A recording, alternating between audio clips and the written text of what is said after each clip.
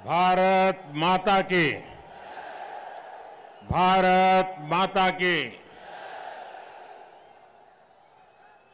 देवी सम्मक्का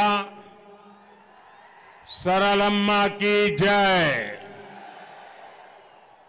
यदाद्री लक्ष्मी नरसिम्हा स्वामी की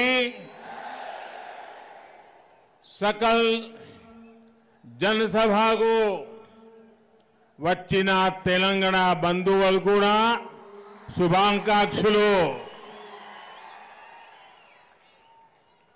तेलंगाना की इस महान धरती को मैं आदरपूर्वक नमन करता हूं। ऐसा लग रहा है जैसे मैं अपने कुटुंब के बीच आ गया हूं, अपने परिवार के बीच आ गया हूं। आप सभी तो मेरा परिवार हो ना कुटुंब सभ्युलारा। बीसी आत्मगौरव सभा इसका हिस्सा बनना मैं अपना सौभाग्य मानता हूं। और ये धरती, ये मैदान, इसका मेरे जीवन में बहुत बड़ा स्थान है। 2013 में आप सबने मुझे बुलाया था इसी मैदान में,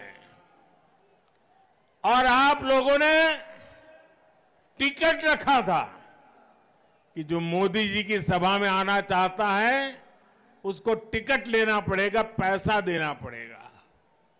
हिंदुस्तान के राजनीतिक जीवन की ये पहली और सबसे बड़ी घटना थी,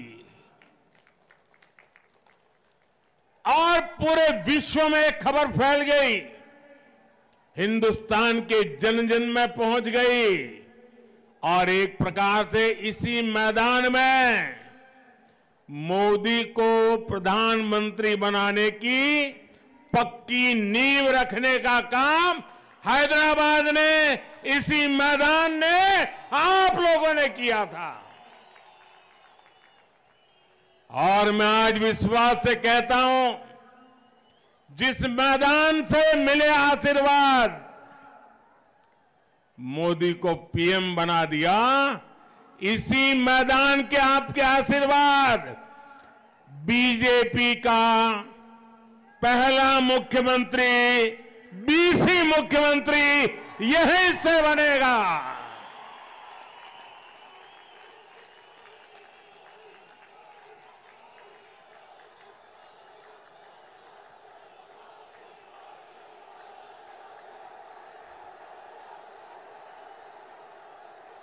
मंच पर मेरे साथ पवन है, लेकिन मैदान में आंधी है।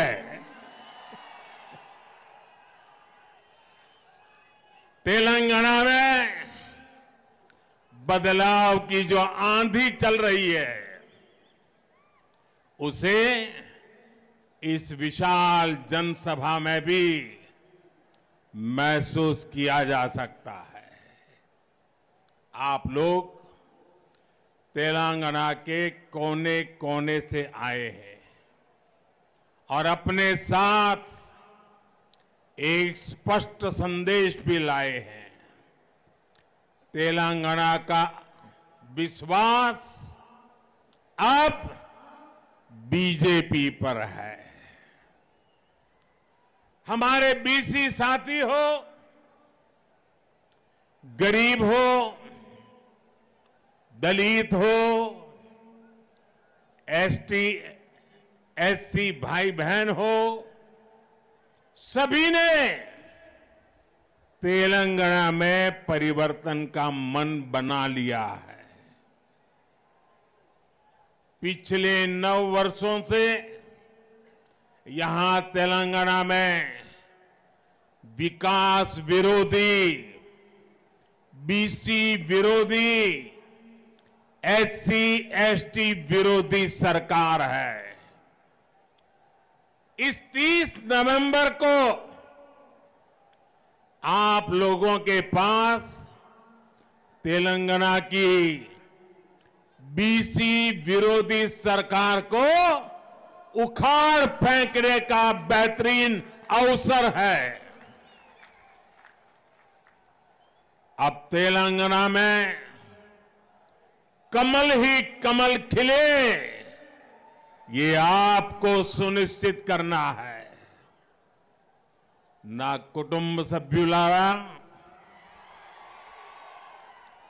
तेलंगाना का गठन 3 मुद्दों पर हुआ था।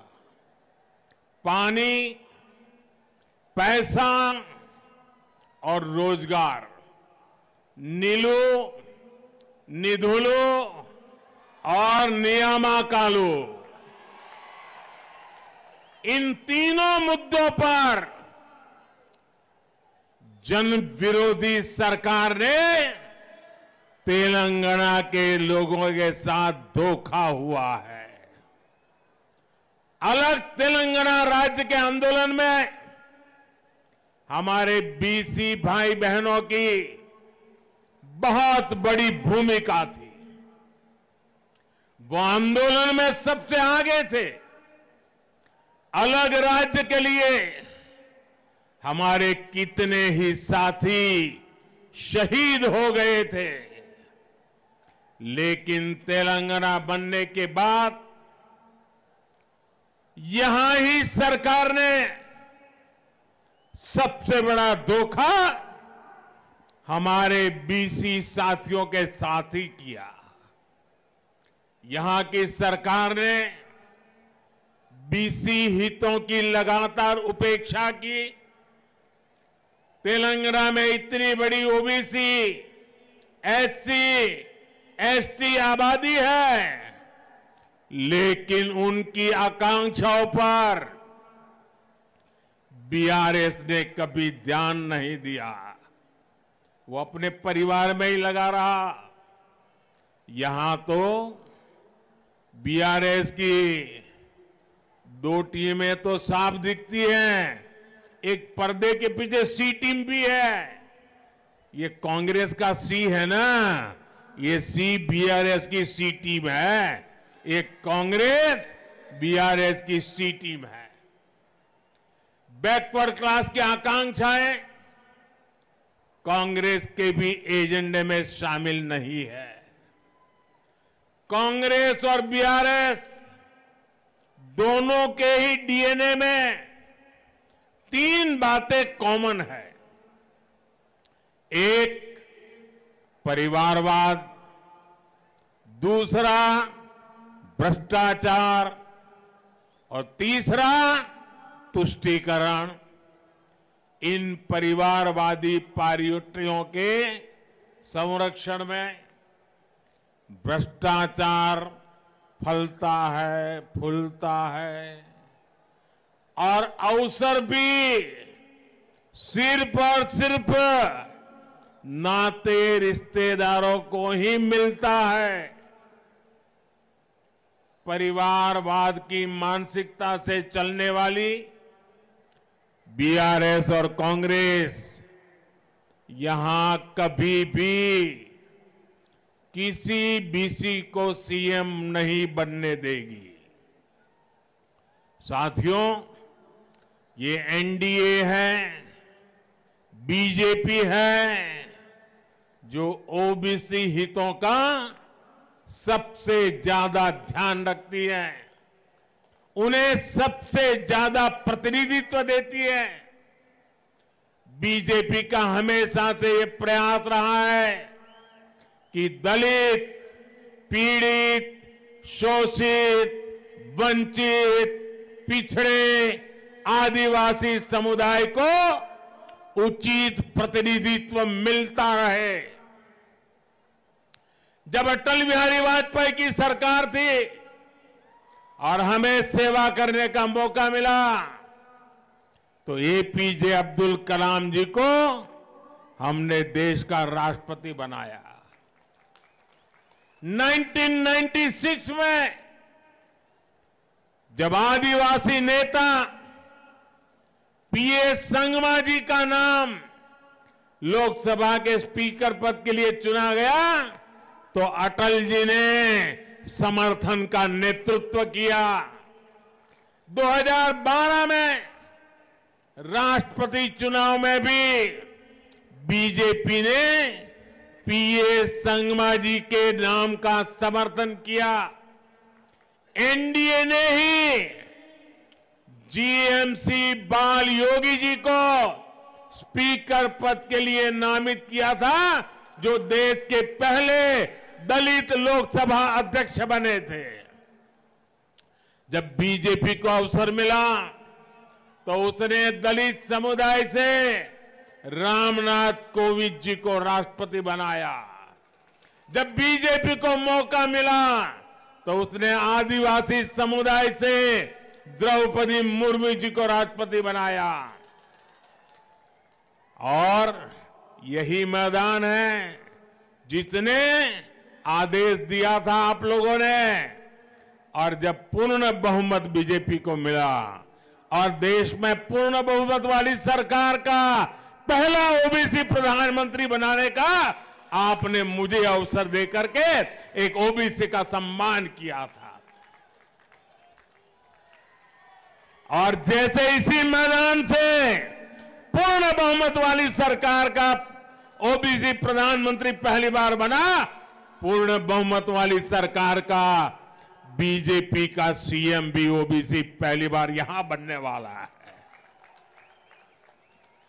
परिवारवादी पार्टियां कभी किसी दलित, किसी पिछड़े, किसी आदिवासी को आगे नहीं बढ़ने देती, जबकि आज भाजपा देश की एकमात्र पार्टी है जो ओबीसी समुदाय को सबसे ज्यादा प्रतिनिधित्व देती है। केंद्र की एनडीए सरकार में 27 ओबीसी मंत्री है, जो अब आजादी के बाद पहली बार इतनी बड़ी तादाद में ओबीसी मंत्री केंद्र सरकार का नेतृत्व कर रहे हैं। आज देश में बीजेपी के 85 ओबीसी एमपीज है। आज देश में बीजेपी के 365 ओबीसी विधानसभा सदस्य है। आज देश में बीजेपी के 65 ओबीसी विधान परिषद सदस्य है। तेलंगाना में भी बीजेपी अपने बीसी साथियों के हितों का सबसे ज्यादा ख्याल रख सकती है, कोई और पार्टी नहीं कर सकती। आप लोग खुद साक्षी हैं कि यहां तेलंगाना में बैकवर्ड क्लास को आगे बढ़ने के लिए सही संसाधन नहीं दिए जाते। बैकवर्ड क्लास के युवाओं को नौकरी देने में भी तेलंगाना सरकार गंभीर नहीं है। बैकवर्ड क्लास के युवाओं का भी स्किल डेवलपमेंट हो, इस पर भी तेलंगाना सरकार उतना ध्यान नहीं देती। बीसी कल्याण के लिए यहां बीआरएस ने हर साल 1000 करोड़ रुपए का फंड देने का वादा किया था। अब बताइए, क्या इनमें से किसी वादे को पूरा किया क्या? कोई वादा पूरा किया क्या? एक भी वादा पूरा किया क्या? साथियों, कांग्रेस और बीआरएस ने कभी भी पिछड़ा वर्ग को निर्णय लेने का अधिकार नहीं दिया, कभी उनका मान नहीं बढ़ाया। ये भाजपा है जिसने ओबीसी कमीशन को संवैधानिक दर्जा दिया। ये भाजपा ही है जिसने ओबीसी आरक्षण संशोधन बिल को सदन से पास कराया। इस बिल की वजह से राज्य सरकारों को ओबीसी लिस्ट तैयार करने का अधिकार मिला है। ये भाजपा ही है जिसने मेडिकल और डेंटल कॉलेजों में ओबीसी के लिए 27% रिजर्वेशन को लागू किया। हमारी ये कदम सोशल जस्टिस, सामाजिक न्याय की दिशा में हमारे कमिटमेंट के प्रमाण है।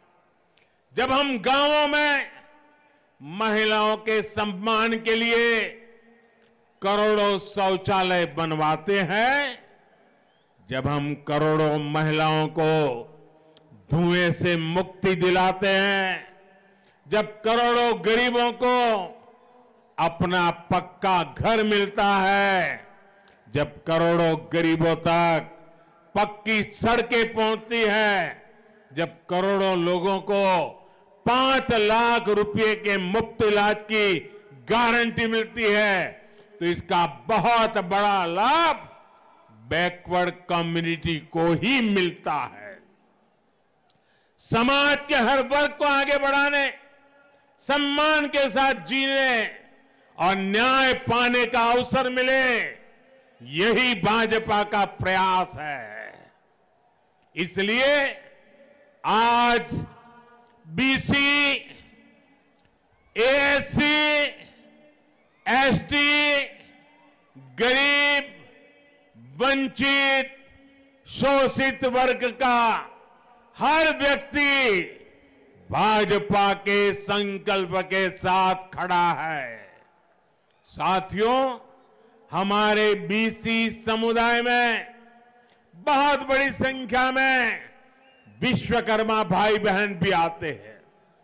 विश्वकर्मा साथियों के बिना रोजमर्रा का जीवन की कल्पना भी नहीं की जा सकती। हमारे कुम्हार हो, सुनार हो, सुथार हो, मूर्तिकार हो, कपड़े धोने वाले हो, कपड़े सिलने वाले हो, जूते बनाने वाले हो, बाल काटने वाले हो, ऐसे बहुत से साथी बीसी समुदाय से ही आते हैं। ऐसे लोगों के लिए ही भाजपा सरकार ने पीएम विश्वकर्मा योजना बनाई है। इस योजना के तहत हमारे विश्वकर्मा भाइयों बहनों पर 13,000 करोड़ रुपए खर्च किए जाएंगे। इससे उन्हें अपना जीवन स्तर उठाने में, अपने जीवन से अन्य परेशानियां दूर करने में बहुत बड़ी मदद मिलेगी। ना कुटुंब सभ्युलारा कहते हैं, अहंकार किसी का भी हो उसको टिकने नहीं देता है। बीआरएस के नेताओं में भी वही अहंकार दिखता है। 2019 के लोकसभा चुनाव में तेलंगाना के लोगों ने ऐसे अहंकारी सीएम को अपने वोट की ताकत से जवाब दिया था। इसी बौखलाहट में यहां के नेता मोदी को गाली देते रहते हैं। बीआरएस के भ्रष्टाचार के तार दिल्ली के शराब घोटाले से भी जुड़े हुए हैं। जांच एजेंसियों ने जब उनके भ्रष्टाचार की जांच शुरू की तो ये लोग जांच एजेंसियों को भी गालियां देने लगे हैं। लेकिन आज मैं ऐसे लोगों को डंके की चोट पर कहना चाहता हूं, भ्रष्टाचार के खिलाफ कार्रवाई होके रहेगी। जिन्होंने जनता को लूटा है उनको लौटाना ही पड़ेगा। और मेरे तेलंगाना के भाइयों बहनों, ये मोदी की गारंटी है। साथियों, बीआरएस और कांग्रेस अलग अलग नहीं है। एक ही सिक्के की दो बाजू है। कांग्रेस ने 7 दशक में परिवारवाद और भ्रष्टाचार का जो मॉडल डेवलप किया, बीआरएस उसी पर चल रही है। दोनों की मंशा मिलकर राज्य की संपत्ति को लूटने की है। ये दोनों पार्टियां अपने बेटा बेटी को आगे बढ़ाने में लगी है। उन्हें आपके बेटे बेटियों की कोई परवाह नहीं है। बीआरएस ने सत्ता में आने के लिए जो बड़े बड़े वादे किए थे, उनमें से किसी वादे को पूरा नहीं किया।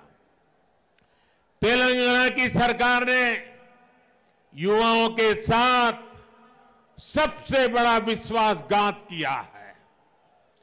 टीएस, पीएससी परीक्षा की तैयारी कर रहे छात्रों को 9 वर्षों से सिर्फ और सिर्फ धोखा मिल रहा है।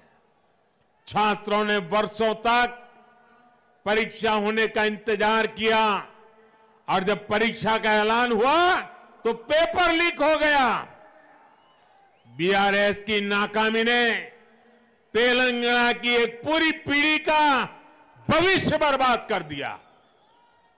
और ये हाल सिर्फ एक परीक्षा का नहीं है, राज्य में होने वाली हर परीक्षा में गड़बड़ी इस सरकार की पहचान बन गई है।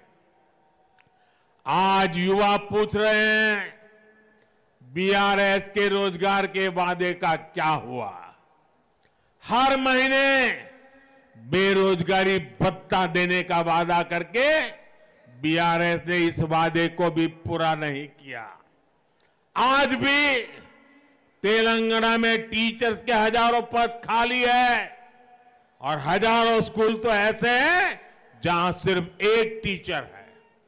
आप मुझे बताइए, तेलंगाना के युवाओं को धोखा देने वाली, उनके भविष्य से खेलने वाली बीआरएस सरकार जानी चाहिए कि नहीं जानी चाहिए? ये सरकार जानी चाहिए कि नहीं जानी चाहिए? इनको हटाना चाहिए कि नहीं हटाना चाहिए? हर गांव गली से हटाना चाहिए कि नहीं हटाना चाहिए? ना कुटुंब सभ्युलारा, बीआरएस ने तेलंगाना के मेरे गरीब भाई बहनों पर, उनको जो डबल बेडरूम के वाले घर देने के सपने दिखाए थे, लेकिन ये वादा भी बीआरएस का हवा में उड़ गया। एक तरफ बीआरएस का ट्रैक रिकॉर्ड है तो वहीं बीजेपी का सेवा काल भी है। केंद्र में बीजेपी सरकार ने हमारे पिछले 9 साल के सेवा काल में गरीबों को 4 करोड़ पक्के घर बना करके दिए हैं। पीएम आवास योजना अर्बन के तहत तेलंगाना में भी शहरों में 2,50,000 से ज्यादा घर बने हैं। हमने गरीब की हर चिंता का, हर जरूरत का ध्यान रखा है। 3-4 दिन पहले ही हमने ये भी तय किया है कि पीएम गरीब कल्याण अन्न योजना को, आप जानते हो, जब कोविड का कालखंड था, पूरी दुनिया जिंदगी और मौत का संकट झेल रही थी। परिवार में एक व्यक्ति दूसरे को मिल नहीं पा रहा था, कामकाज ठप हो चुके थे।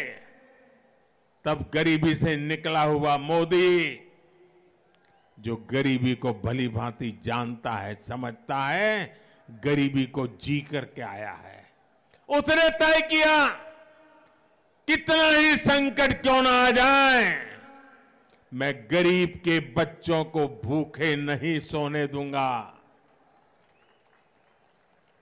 मैं गरीब का चूल्हा कभी बुझने नहीं दूंगा। और इसलिए हमने गरीबों के लिए मुफ्त अन्न की योजना शुरू की। आज भी इस देश के 80 करोड़ लोगों को मुफ्त अनाज दिया जाता है और ये योजना ये दिसंबर में पूरी होने वाली है। दिसंबर में योजना पूरी हो रही है, लेकिन गरीबी को जानने वाला मोदी गरीबों को ऐसे असहाय नहीं छोड़ सकता है और इसलिए मैंने संकल्प किया है, मैंने निश्चय किया है कि गरीबों को जो आज अन्न मिल रहा है उसे आने वाले 5 साल के लिए और बढ़ाया जाएगा। 5 साल और बढ़ाया जाएगा। आप सब अपना मोबाइल फोन निकाल करके फ्लैश चालू कीजिए। गरीबों के कल्याण में आपके मोबाइल की फ्लैश चालू कीजिए। गरीबों के कल्याण के लिए मोबाइल की फ्लैश चालू कीजिए। 5 साल के लिए मुफ्त अनाज की इस योजना के समर्थन में आप अपनी फ्लैश लाइट चालू कीजिए। हर एक के मोबाइल की फ्लैश लाइट चलनी चाहिए।